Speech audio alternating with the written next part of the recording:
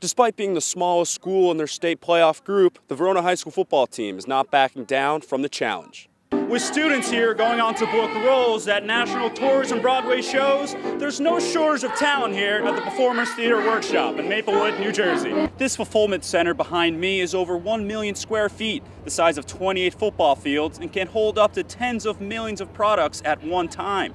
The NJ Devil stopped by Jersey City Medical Center here today to show he's not that devilish after all.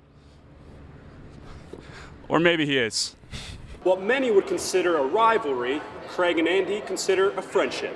Authorities say the actors in this case hopped over this barbed wire fence, walked around the building, and then gained access to the Mineral Museum through a second-story window. Reporting from Irvington, New Jersey for WNBC News, Harrison Browne. One, two, 1, 2, 3, 4. From the Performers Theater Workshop here in Maplewood, New Jersey, for WNBC News, I'm Harrison Browne. Yeah! Rip currents pose a serious threat to beachgoers at the Jersey Shore, with 6 people losing their life between June and July in the Garden State alone. Activists say residents living along these train tracks in Bergen County might not necessarily be aware of the threat that these trains bring. Just 2 years after winning the North 1 Group 1 playoff in 2015, the Verona Hillbillies football team will now try to achieve similar success in 2017, but now in the North 2 Group 2 section, something that's new to head coach Lou Rasiopi. First time since I've been here. This is my 20th year, and we've been Group 1 all along, and now this will be the first time up in Group 2. Group 1 schools enrollment usually falls between 250 to 480 students, but now in Group 2 North 2, Verona's 505 student enrollment makes them the smallest school in the section, compared to other competing schools like Hackettstown with 648 students. Despite being the smallest school in their state playoff group, the Verona High School football team is not backing down from the challenge. We'll start scouting some of these teams as we move forward in the season, but we know a lot of them. We've played Mountain Lakes in the past, we've played Caldwell in the past, we've played Madison, so we know some of the schools. Go!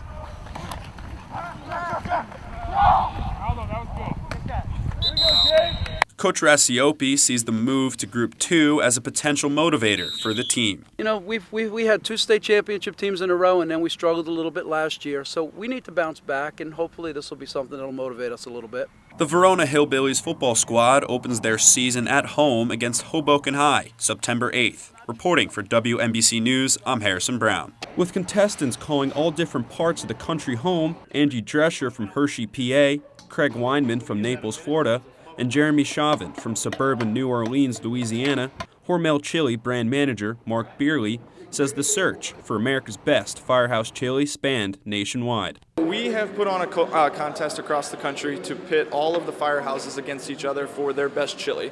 So we had dozens of entries on social media, and we've picked the top 3. We're having a live cook-off here event now, and the number 1 winner is going to get $10,000 donated back to their firehouse. Along with the cash prize for the winner, Hormel Chili is also making a donation of $20,000 to another sponsor of the event, the National Fallen Firefighters Foundation. An executive director of the foundation, Ron Sinarkey, discussed what the donation will go towards. Hormel is donating to the National Fallen Firefighters Foundation to do programs to support the families of our nation's fallen heroes. Good. All right, there we go. And of course, as the competition began to heat up, it was revealed that 2 of the competitors have actually competed against each other in other cook-offs in the past. Craig Weinbaum and myself have been in the previous competition for Steak and Meats, and as fate had it, 3 years later, we are here going head-to-head again. What many would consider a rivalry, Craig and Andy consider a friendship. It's very ironic, but we're actually very good friends. As the final preparations were made, the different styles of the competitors began to unveil, with Jeremy Chauvin from Louisiana going with the standard chili presentation in a bowl, Andy Drescher from Hershey, PA, looking to get some style points with the bread bowl, and the Floridian, Craig Weinbaum, hoping his tortilla chip garnish can help sway the judges. Alex will be so proud of you. After the taste tests of all 3 chilies, the 3 judges had the difficult decision of picking the winner. And after some debate, it was announced that Jeremy Chauvin of Louisiana cooks the best firehouse chili in the country, and will be taking $10,000 back to his firehouse. Reporting from the New York City Fire Museum in Hudson Square, New York, for WNBC News, I'm Harrison Browne.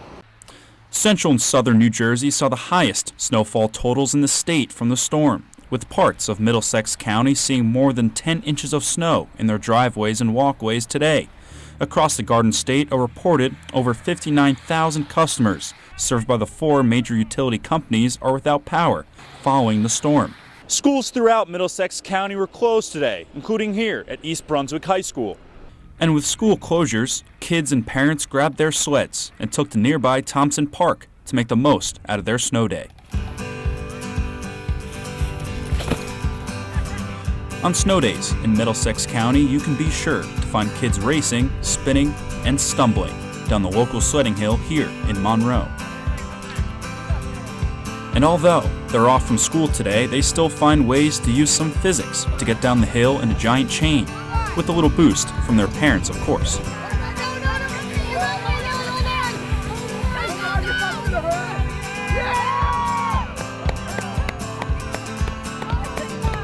We needed to make sure our legs were intact, because if they weren't, everybody would break and then everybody would just scatter. As this is the 4th nor'easter to hit the area this month, the dig-out might be messy, but they're still having fun. Harrison Browne in Middlesex County for WNBC News.